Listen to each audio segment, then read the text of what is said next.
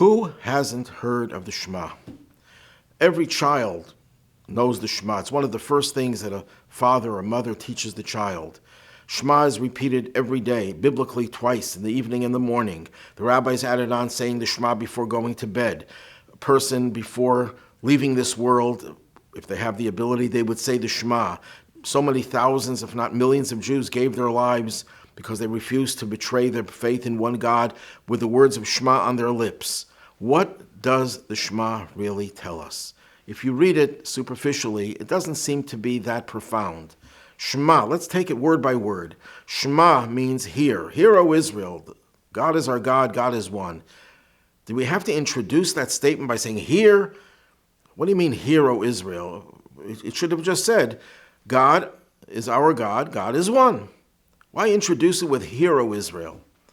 So the truth is, the word hear, Shema, does not just mean hear. It means understand, comprehend, meditate on it, reflect on it until it becomes a part of you. And what are we supposed to achieve? Yisrael, Israel. What's Israel? Jacob is called Israel, but the name Jacob still stuck because there are two modes, there are two dimensions of the Jewish people and their ability to relate to something that is godly. Yaakov, Jacob, comes from the word heel. That's the Jew who's involved with material matters, who's involved with worldly affairs and is controlled by those worldly affairs. And he has to know how to survive in that environment. Israel has the word rosh, head in it, or master in it. Israel represents the ability of a Jew to rise above the constraints of the world around him. And that's what the Shema has to be. We have to meditate until we appreciate that we are Yisrael, that we are above our environment, that we're not controlled by our environment. And how do we achieve that?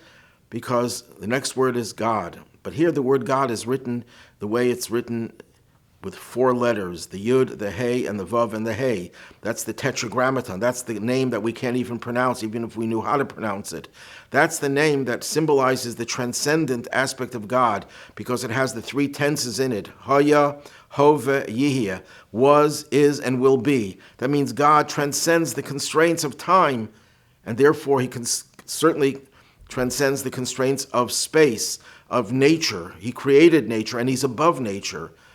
And therefore, that gives us an understanding that we could reach the level of Israel because God is a transcendent God. And Elokeinu doesn't just mean our God, it means that is our life force. That transcendent God is not somewhere in the heavens, someone flying high above and detached from us, but that's our very inner life existence. That's what gives us our life. That's what animates us. So that this transcendent aspect of God is part of us, it's internalized within us, and therefore we have the power to transcend the constraints of nature. But we go even further. Not only is God internalized within us, Hashem Echad, God is one. What does that mean he's one? No, it doesn't mean that he's one and not two or three. That's not something the Torah has to tell us here, that there's only one God. It's that there is nothing else but God, that this transcendent aspect of God that is internalized within us and enables us to reach the level of Israel, unfortunately, that hasn't reached the whole world.